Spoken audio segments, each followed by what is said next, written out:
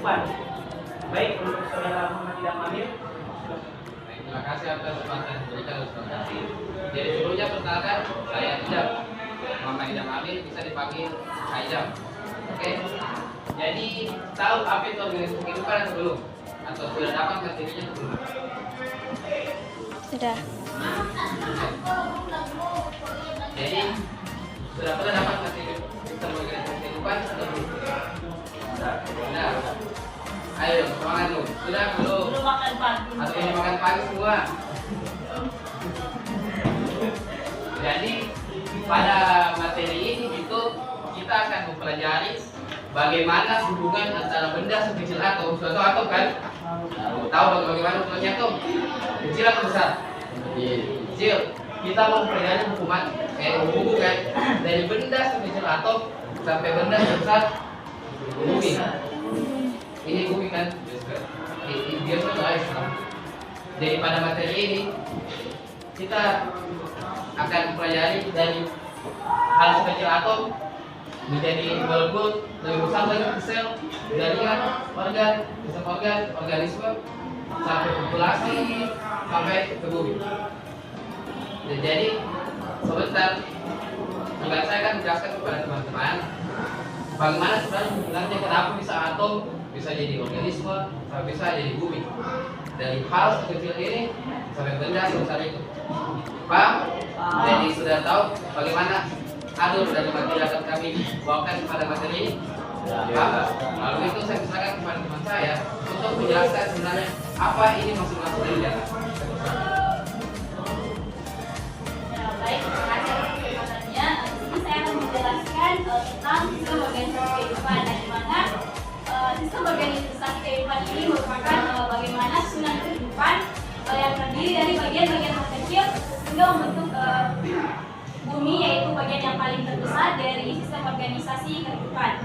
Nah, yang pertama itu seperti yang terlihat pada media yang ada di depan. Yang pertama itu yang paling terkecil adalah atom. Nah, di mana atom ini adalah partikel terkecil dari penyusun makhluk hidup. Nah, di sini ada 4 gambar atom karena ada 4 atom yang dikemukakan oleh para ahli. Nah, yang kedua itu ada molekul. Nah, di mana molekul ini adalah sekelompok 2 atau lebih atom yang membentuk suatu unit terkecil yang menyusun materi. Nah, pada molekul itu ada penyusun selnya yang terdiri dari ada karbohidrat, ada protein, ada lemak, asam nukleat, air, vitamin, dan mineral.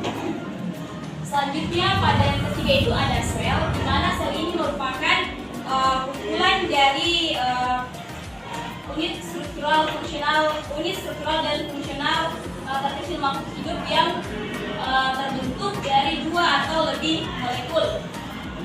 Selanjutnya sel akan menyatu dan membentuk yang namanya jaringan. Dan di mana jaringan ini merupakan sebuah sel yang memiliki struktur dan fungsi yang sama untuk melakukan fungsi kehidupan.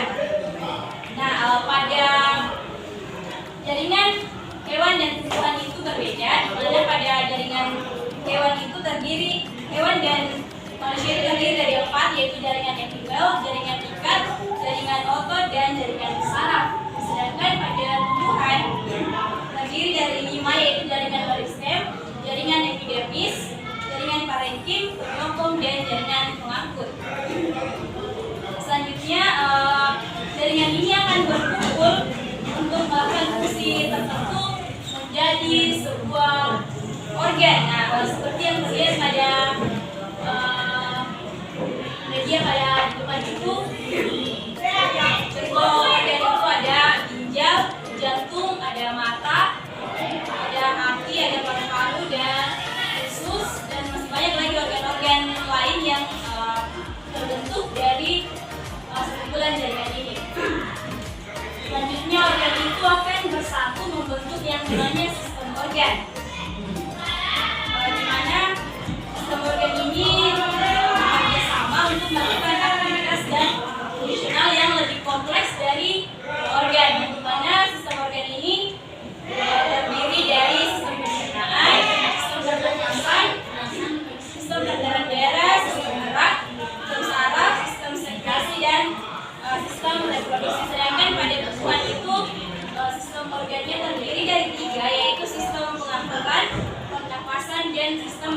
mesin.